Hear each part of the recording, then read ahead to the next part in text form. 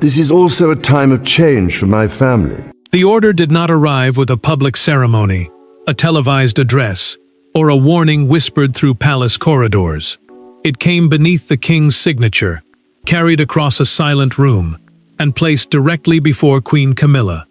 With one enforcement of the 1917 letters patent, King Charles removed her right to use the style of Her Royal Highness, effective immediately. In a single moment, the crown became more important than the woman beside him. Before we go deeper into what this really means for the royal family, make sure to subscribe so you don't miss a single update. Charles knew everyone inside the chamber understood the weight of what was coming. He had summoned Camilla, Prince William, Princess Anne, and 2 advisors to Buckingham Palace, then barred staff and aides from entering. The door changed everything. No one could soften the language, delay the announcement, or carry private warnings into the corridor. Camilla reached for the document without speaking. The 1917 letters patent were royal rules issued by George V to control which family members could use princely titles and the style of Her Royal Highness. Charles had signed an enforcement instrument, a formal order, putting those rules into immediate effect against his wife. Every royal department was told to remove HRH from her official position. She read the opening paragraph twice. Her eyes moved lower, searching for an exception, a delayed date, or one sentence that might reduce the blow. Nothing appeared. Camilla looked at the king and asked whether he had truly chosen the institution over the woman who had stood beside him through decades of judgment. Charles gripped the arm of his chair. He did not reach for her. The monarch's silence carried the answer more brutally than any speech, because the decision had crossed from marriage into command. William watched his father's face tighten, while Anne studied the paper as if measuring the damage line by line. Change began before the Queen Consort rose. Digital directories were revised. Ceremonial lists were corrected. Court circular drafts, the official daily record of royal duties, were stripped of the protected style. Internal templates followed, replacing Her Royal Highness with the colder wording Queen Camilla. Anne noticed a second sealed folder beside Charles, marked with a date from weeks earlier. She understood that this had not been a sudden act of anger. William saw Camilla push back her chair and leave without looking at anyone, then turned toward the king. His father's hand was trembling. The title had been removed in minutes, but the deeper question remained hidden inside that second folder. What had Camilla done that forced Charles to turn an old royal instrument against his own queen? To the outside world, they were the senior figures of a settled monarchy. A king carrying the crown, a queen standing beside him, and an heir preparing for the future. Inside the palace, the same 3 people had become trapped in a far more dangerous arrangement. Charles was protecting his reign. Camilla was defending her place. William was guarding what would one day become his responsibility. None could retreat without losing something deeply personal. Charles understood that this decision would never be judged as a simple act of royal discipline.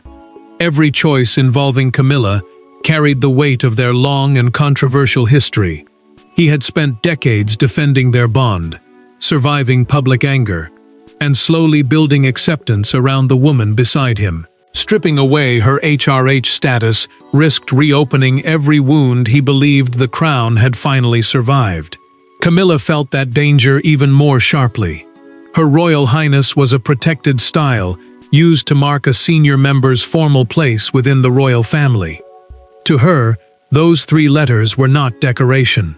They represented years of rejection, patience, humiliation, and eventual acceptance. She had reached the center of the monarchy only to discover that acceptance could still be withdrawn with one signature. William had warned his father before the enforcement meeting. The prince entered the private room alone, closed the door, and chose his words with care. He told Charles that love could not be allowed to rewrite royal authority. The future king feared that one private concession would weaken every boundary he would later be expected to defend. Charles did not challenge the warning. He stared at the papers before him and admitted that protecting the crown might destroy something inside his marriage. William heard the pain in his voice, but he did not retreat. He reminded the monarch that the institution would outlive all of them. Camilla entered her private sitting room after leaving the chamber and found an updated engagement file waiting on the table. The cover already carried her reduced style. She closed it slowly, placed it face down, and dismissed her staff without explanation. The silence that followed felt harsher than the order itself. Anne carried a burden few inside the palace understood. Princess Anne had not attended merely as a witness. Charles had asked her to examine whether the HRH style could be withdrawn quickly, without removing Camilla's queenship, meaning her position as the king's wife. The answer created a brutal division. She remained queen, but lost one of the clearest signs of royal standing. Anne left the chamber holding the final implementation notes, then noticed William clutching a handwritten account from a recent ceremony. His guarded expression told her everything. He knew which demand had pushed Charles beyond hesitation. The decision was constitutional in form and painfully personal in effect. Yet its true origin lay in one ceremony, where a quiet demand became an unforgivable challenge to the future of the crown. Every royal rupture has a moment that appears small until history looks back and recognizes the warning. For this crisis, that moment came during a private rehearsal for the Commonwealth Remembrance Service. No crowds were present. No cameras captured what happened. Yet one instruction from Camilla, spoken before senior staff and directed toward William's household, changed the atmosphere instantly. By the end of the rehearsal, Charles knew the conflict could no longer be contained through private compromise. Camilla had been pressing for more control for months. Her office wanted greater influence over ceremonial positioning, household announcements, and the language used to describe her authority beside the king. Precedence meant the formal order deciding where royals stood, entered, and were named during official events. Small changes could therefore signal much larger shifts in power. William had tolerated minor adjustments, but the prince grew alarmed when those demands began affecting Catherine's future role. The princess represented the next reign, and any attempt to reduce her position also weakened the public standing of the next generation. He understood that this was no longer about seating plans. It was about who would shape the monarchy after Charles. Camilla made the decisive move during the Commonwealth Remembrance Service rehearsal. The ceremony honored the shared sacrifices and service of Commonwealth nations, making every position and title deeply symbolic. She ordered staff to move Princess Catherine away from the principal royal line and instructed the printed program to describe herself as Her Royal Highness, the First Lady of the Crown. William stepped forward before anyone could obey. He removed the altered program from the ceremonial table and told Camilla that she could not invent a title or claim precedence the crown had never granted. His voice remained controlled, but the warning was unmistakable. The future king would not allow Catherine's place to be rewritten. Camilla turned toward Charles and expected him to overrule his son. The king studied both of them, then ordered every aide and official to leave. The doors closed. Silence followed. What had begun as a rehearsal became a confrontation between a husband, a wife, and an heir. Camilla refused to retreat. She warned Charles that denying her request would expose the divisions inside their marriage and the palace. The queen consort believed the threat would force him toward compromise. Instead, the monarch heard something far more dangerous: pressure being placed directly upon the sovereign. Charles requested the Constitutional Archive that evening. The archive was the palace collection of historic legal records, including the 1917 letters patent and earlier restrictions on royal styles. Alone after midnight, he placed Camilla's proposed program beside the old file and wrote one sentence across the briefing page: "No personal claim may stand above the crown." The rehearsal had ended, but the confrontation it created was only beginning, because Camilla was not prepared to surrender the status she believed Charles had spent a lifetime promising her. Camilla returned to the king's private chamber after the others had gone. This time, there were no advisors, no witnesses, and no constitutional language to soften what had happened. She closed the door herself and placed the enforcement order on Charles's desk. Her voice remained low, but the question carried years of sacrifice, scandal, patience, and expectation. Had he brought her this far only to humiliate her at the moment she believed she was finally secure? Charles did not answer at once. The Queen demanded that he suspend the order before every royal department completed the changes. She insisted that the matter could still be corrected internally, without reducing her status before staff, family, and the public. The enforcement order was the formal command that made the withdrawal active across the household, and it had already begun moving through official channels. Camilla leaned closer and reminded him of everything they had survived together. She spoke of years of condemnation, private loss, and the long road toward acceptance. To remove HRH now, she said, turned loyalty into punishment. The Queen Consort believed their shared history should still carry weight. Charles finally looked at her. The king said the past was not the issue. The real betrayal came when she tried to create authority the monarchy had never granted. Her demand at the rehearsal had not been a request. It had been pressure placed upon the sovereign, and he would not allow personal affection to become a weapon against the crown. Camilla reached for the pen used to sign the order. She studied it for a moment, then placed it down with deliberate force. The sound broke his control. Charles flinched, but the monarch did not withdraw the decision. The truth became harsher. He told her the loss of HRH was indefinite. No apology, private reconciliation, or passage of time would restore it. Only a new declaration from the sovereign could reverse the order, and he had no intention of issuing one. Camilla's anger hardened when another restriction followed. Her household could no longer send independent ceremonial instructions affecting Prince William, Princess Catherine, or their children. Every future request involving the Wales family would pass through the central household for approval. The Queen understood what that meant. Her influence had not merely been reduced, it had been contained.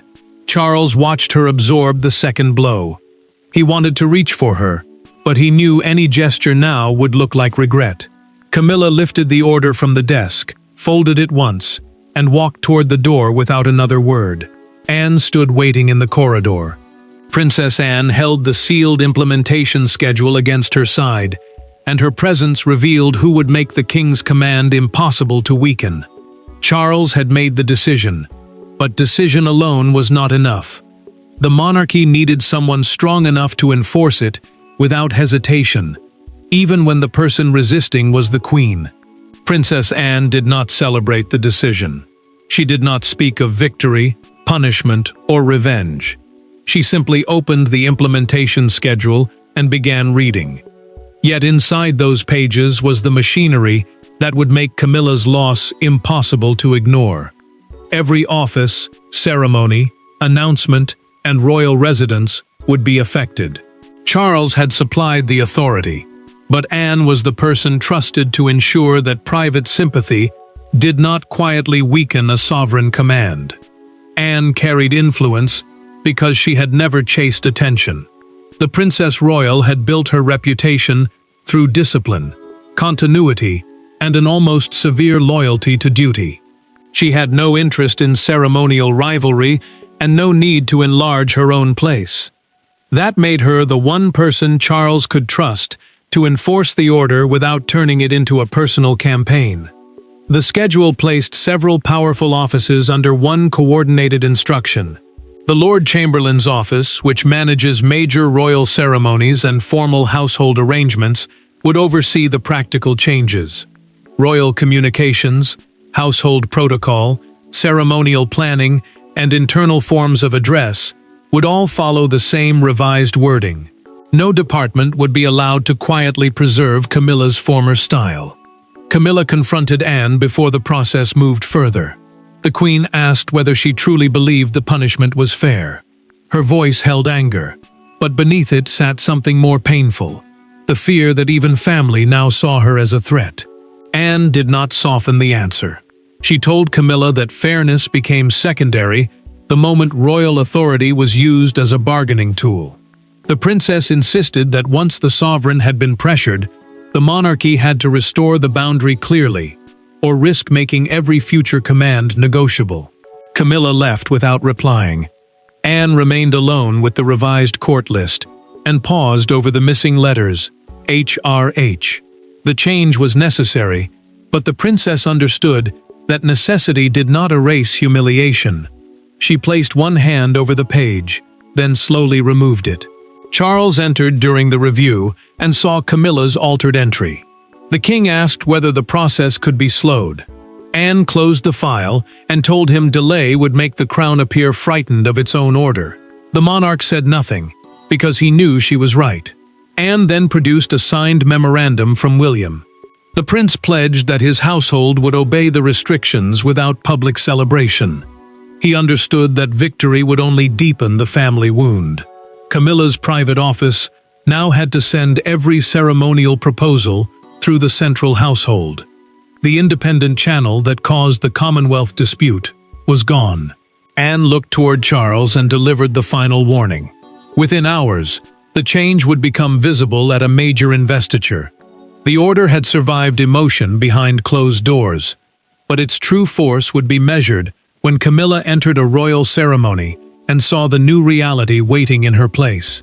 The investiture began with the precision expected of the monarchy, but one detail carried more force than any announcement. Camilla's place card no longer displayed the 3 letters that had once confirmed her protected royal style. Staff members avoided staring. Guests lowered their voices. When the formal introduction came, the wording was unmistakable. Queen Camilla. The title remained, but the royal distinction was gone. She heard the difference, paused for half a second, and continued walking. Camilla understood that the ceremony had become the first public test of Charles's order. An investiture was a formal royal event, where honors were presented to people for service and achievement, which meant every title spoken carried official weight. Staff had been told not to discuss the decision or explain the missing style.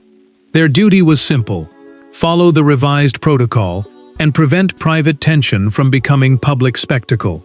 The Queen reached her place and saw the altered card. She touched its edge, then quietly asked an equerry who had approved the wording. The official answered that the instruction came directly from the sovereign's office. Camilla released the card without replying. Her control remained firm, but the silence around her felt sharper than any insult. Charles watched from across the room. The king noticed her pause and shifted as if he might approach, but the ceremony had already begun. He remained in position, trapped by the very protocol he had enforced. The monarch believed the decision was necessary, yet seeing its effect turned authority into suffering. Camilla's household began dividing before the event ended. Several staff members requested reassignment, fearing that their influence and future prospects had collapsed. Others urged the queen consort to seek private constitutional advice and challenge how the order had been applied. She listened without agreeing, but their panic revealed how quickly one missing style could weaken an entire circle. The damage followed her back to the palace. 2 attendants entered her office and removed a ceremonial box carrying her former cipher and HRH designation. A cipher was a personal royal symbol, made from initials and a crown, used to mark official belongings and authority. Camilla watched them carry it away for replacement, and did not ask when it would return. Change spread overnight. Invitations were rewritten. Correspondence templates were replaced. Palace employees were warned that continued use of the withdrawn style would directly contradict Charles's command. The Queen still held rank, but her control over how that rank was expressed had disappeared. Camilla received a private legal memorandum that evening. The written opinion suggested one narrow route to contest the enforcement of the letter's patent. She read it alone and understood the cost. Any challenge would place her directly against the king. For the first time, Camilla was forced to decide whether preserving her dignity required submission to Charles, or one final challenge against the man who had stripped it away. Camilla carried the legal memorandum into Charles's private library after midnight. No advisor knew she was there. No secretary recorded the meeting. For the first time since the order was signed, they faced each other without the monarchy standing visibly between them. She could challenge the enforcement, deepen the crisis, and force the king to defend his action publicly. Instead, she placed the memorandum on the table and asked one question: had he ever considered warning her? Charles looked at the pages but did not touch them. The room offered no aides, advisors, or family members to absorb the tension. It was only a husband and wife facing the damage left by a royal command. The legal memorandum was a written opinion explaining how Camilla might question whether her household should have been formally consulted before the HRH style was withdrawn. Camilla understood that the document did not guarantee restoration. It offered only a narrow path to challenge the process. Yet even that would force Charles to defend the decision before officials, family, and the public. She asked again why he had allowed her to enter the chamber unprepared. Charles finally answered. The king admitted that he feared a warning would lead to pressure, delay, and compromise. He believed Camilla would remind him of their history, appeal to their marriage, and make him hesitate. Worse, the monarch confessed that he was no longer certain he could resist her without weakening the order. Camilla absorbed the confession in silence. The queen told him that losing HRH had wounded her pride, but learning that he no longer trusted himself around her had cut much deeper. Charles lowered his eyes. He did not argue, because denial would only make the betrayal more cruel. Camilla lifted the memorandum and folded it once. She tore the legal opinion through the center, then placed the pieces beside the fire. The queen consort refused to launch a challenge that could divide the marriage and monarchy beyond repair. Her choice was not surrender. It was the first decision she had made since the crisis began that belonged entirely to her. Charles offered personal respect, protection, and dignity, but no secret reversal. The king made clear that the HRH style would not return. For the sacrifice to mean anything, the consequence had to remain real. Camilla told him she would obey the order, but she would never pretend it had caused no damage. Charles accepted that forgiveness could not be commanded like protocol. Mourning carried the rupture beyond the palace. The revised style appeared in the court circular, the official daily record of royal engagements, and the public immediately noticed what was missing. The private battle ended without triumph. But beyond the palace walls, the missing letters had already become the most powerful royal statement of the reign. The public did not learn of the decision through a palace speech. They saw it in absence. When the morning court circular appeared, Camilla's name remained, but Her Royal Highness had vanished. Within minutes, broadcasters interrupted their schedules, newspaper editors tore up prepared front pages, and crowds began gathering near Buckingham Palace. 3 missing letters became proof that something extraordinary had happened. A reigning king had placed constitutional authority above the status of his own wife. Buckingham Palace confirmed the change in a brief written statement. The announcement said Charles had enforced the 1917 letters patent regarding Camilla's style, and that the alteration would take immediate and continuing effect. The letters patent were formal royal rules used to define titles and styles within the family. So the statement made clear this was not a temporary punishment or private disagreement. The country divided almost instantly. Supporters praised the king for defending constitutional discipline and refusing to let personal influence shape royal authority. Critics saw something colder, a devastating humiliation imposed on a woman who had stood beside him through years of anger, rejection, and public judgment. Charles had protected the crown, but the cost was now being measured in human terms. An evening newspaper captured the contradiction with brutal simplicity. Its front page showed Camilla leaving the investiture beneath the headline, "Queen, but no longer HRH." The wording spread across broadcasts and public debate. because it exposed the strange reality at the center of the crisis. She still held the rank, yet one of its most powerful signs had disappeared. Crowds gathered outside Buckingham Palace as a broadcaster read the official statement live. Some applauded Charles's firmness, others held photographs of Camilla and called the decision unnecessarily cruel. The palace gates became the dividing line between duty and sympathy. William refused to celebrate. Reporters waited outside Kensington Palace, but the prince issued only a restrained message supporting the sovereign's authority. Privately, he told Catherine that no stable monarchy should take pleasure in humiliating a member of its own family. The princess agreed, reminding him that necessary decisions could still leave permanent scars. Anne answered the criticism through a recorded statement released by the palace. Princess Anne said the order protected the boundary between royal service and personal influence. Her words confirmed that the restriction was not symbolic. It was designed to last. Camilla watched the newspaper headline appear on television while sitting alone. The Queen turned off the sound, but left the image on screen. She forced herself to face the version of her story, now being judged by millions. Charles finally understood that silence could carry the burden no longer. The king summoned the senior family, not to reverse the order, but to define what Camilla's altered position would mean. The nation had delivered its noise, judgment, and anger. Now Charles had to give the family a final answer that neither love nor public pressure could change. The final meeting was not about whether Camilla would regain the style. That question had already been answered. Charles gathered the senior family to explain what the decision meant and why it would remain. Camilla entered without HRH attached to her name. William stood as the future king, and Anne carried the completed implementation record. No one in the room had escaped without pain. Yet for the monarchy to survive, that pain now had to become a boundary none of them would cross again. Charles brought Camilla, William, Catherine and Anne together at Windsor Castle. The king confirmed that every royal department had completed the changes. Windsor Castle was not merely a residence.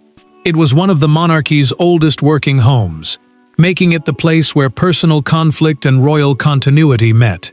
The revised form of address now appeared across official records, household instructions, and future ceremonial plans. Camilla remained queen by marriage. She would continue selected duties and retain personal precedence beside Charles, meaning she would still hold an honored place next to the sovereign. Yet the queen consort no longer possessed the HRH style, and her office could not issue independent instructions affecting William, Theorin, or their children. Charles turned toward his wife and accepted the cost openly. He told Camilla that the order had changed their marriage and damaged the trust between them. The monarch did not ask her to call it fair. He asked only that she understand why the crown could not survive if private pressure could control royal authority. Camilla gave her answer without anger. She said she would continue serving and would not challenge the decision. The Queen made clear that her acceptance was not an admission that the humiliation had been deserved. It was a conscious choice to prevent the family and institution from being torn apart again. Anne placed the revised court list before Charles. The Princess Royal had completed the record that fixed each official style and responsibility across the household. He signed beneath Camilla's altered entry, closed the folder, and passed it to William. William accepted it in silence. The prince finally understood that kingship was not measured by the pleasure of holding power. It was measured by the wounds a monarch was willing to carry when duty demanded its use. His anger toward Camilla gave way to a colder, deeper understanding of what his father had sacrificed. The verdict was permanent. No secret agreement, delayed restoration, or private promise would return the HRH style during Charles's reign. Affection could stand beside the crown, but it could never command it. Camilla lost a royal distinction. Charles lost part of the trust within his marriage. The monarchy regained the boundary personal ambition had threatened. There was nowhere further for the conflict to go. The order stood. Camilla accepted its consequence, and Charles's reign was permanently defined by the night he chose the crown over the woman beside him. Thanks for watching. Please don't forget to like and subscribe, and we will see you in next one.